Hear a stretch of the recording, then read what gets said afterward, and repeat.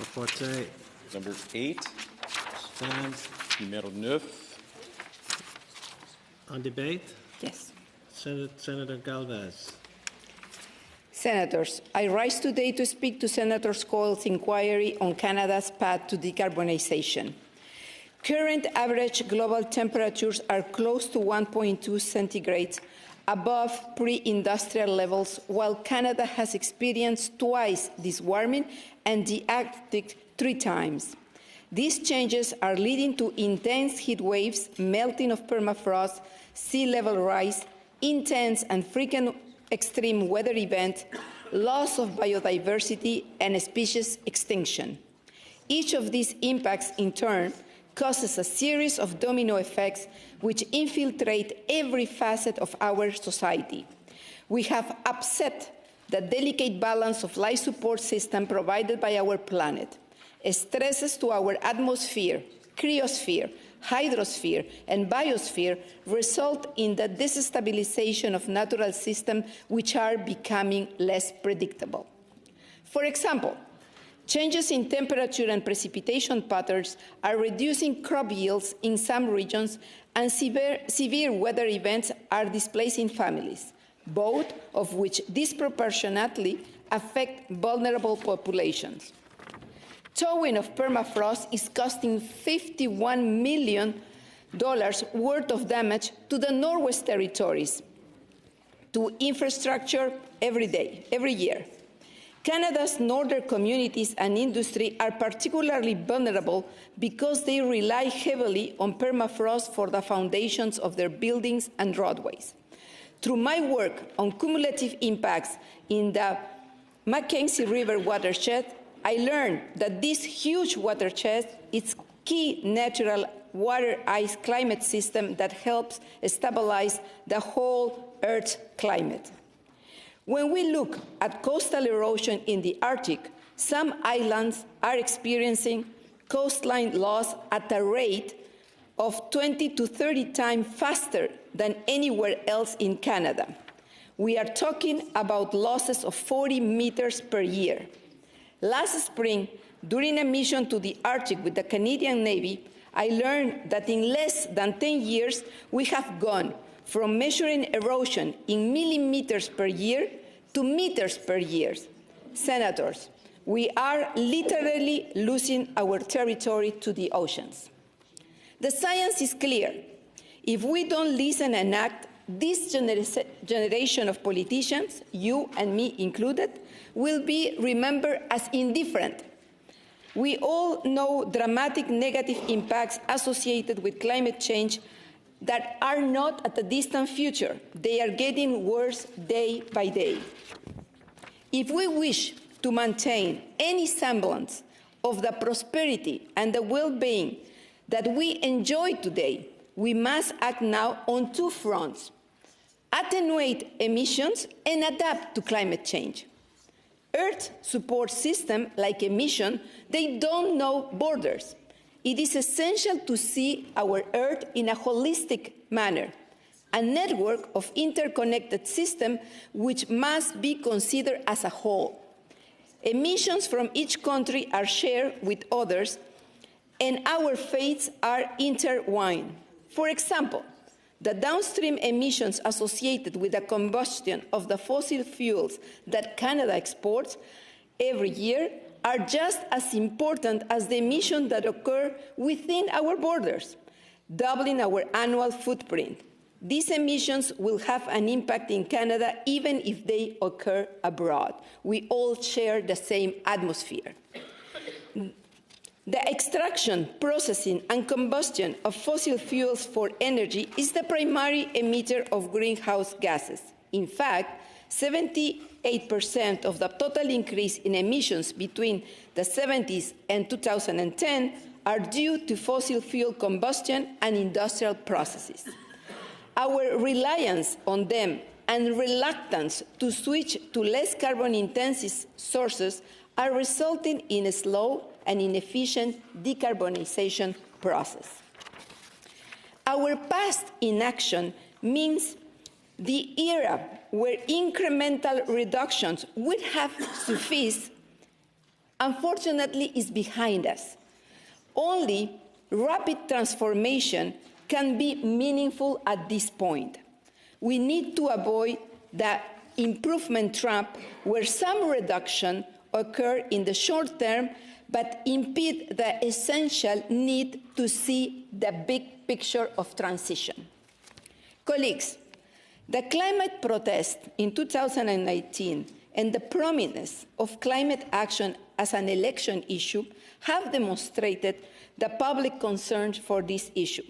The majority of Canadians from all provinces believe energy transition is necessary, and they voted for parties with climate plans. Financial institutions are reacting. We have to listen to the economy. In 2017, global investment in renewable energy exceeded $279 billion, adding to a cumulative $2.2 trillion since 2010. And investment in fossil fuels is melting away, exactly as our Arctic. Today, 14 trillion from over 1,000 institutions has been divested from oil and gas companies. Divestment includes the Norwegian 1 trillion sovereign wealth fund, and BlackRock recently, the world's largest fund manager, announced its withdrawal. Insurance companies such as AXA, Swiss Re, and Zurich Insurance have announced they will no longer provide coverage to unconventional oil projects. Rather than rally Canadian financial institutions and our pension funds to shore up a sunset industry, we would better place putting these resources towards a just transition for workers. This year, a government research report produced by the Finland government warns that the increasingly unsustainable economics of the oil industry could derail the global financial system within the next few years. So we are not talking decades here. This government has committed to exceed Canada's 2030 emission reductions goal and make Canada a net zero emitter of greenhouse gases by 2050. To accomplish this, they will set legally binding 5-year milestone and appoint a group of experts to recommend the best path for reaching their target. Enshrining accountability mechanism in law will be the key to ensuring we don't keep following this trend of adopting targets that are not achievable and that we keep missing.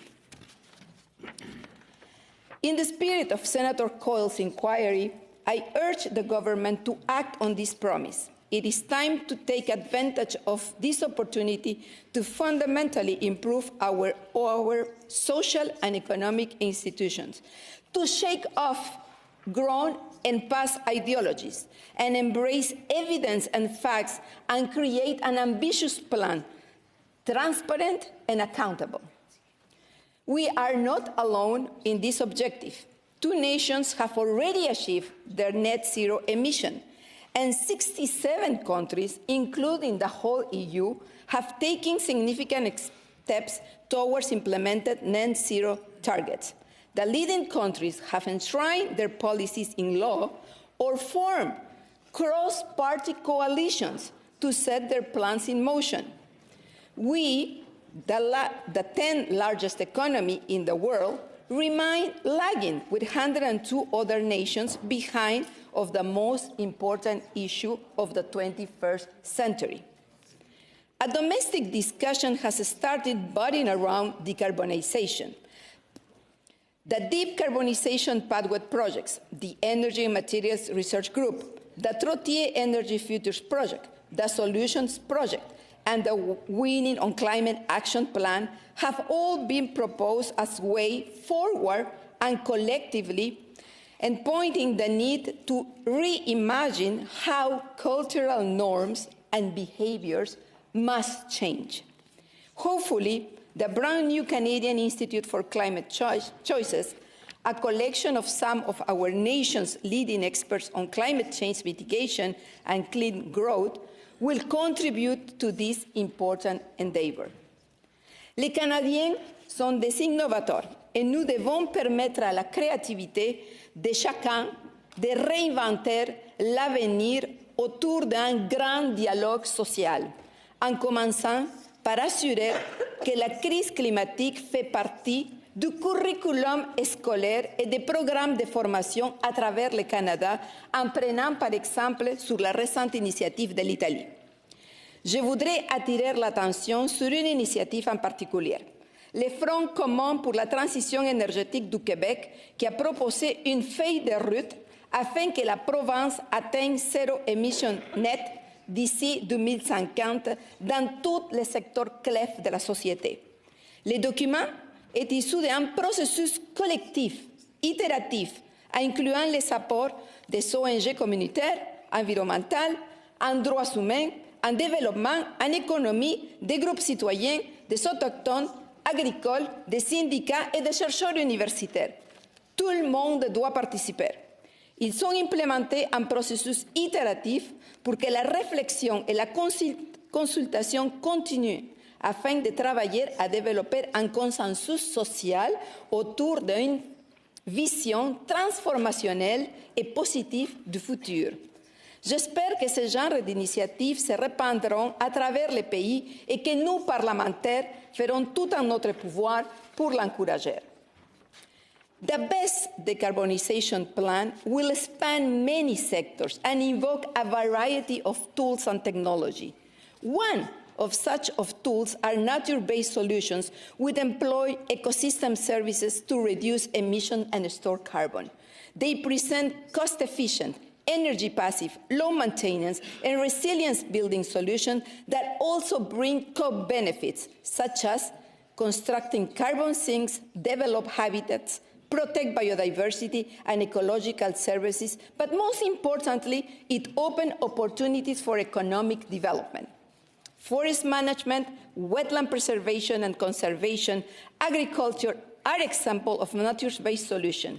It was the topic of the panel of discussion that I hosted yesterday, and I thank you very much for those who participated and coming from all parties.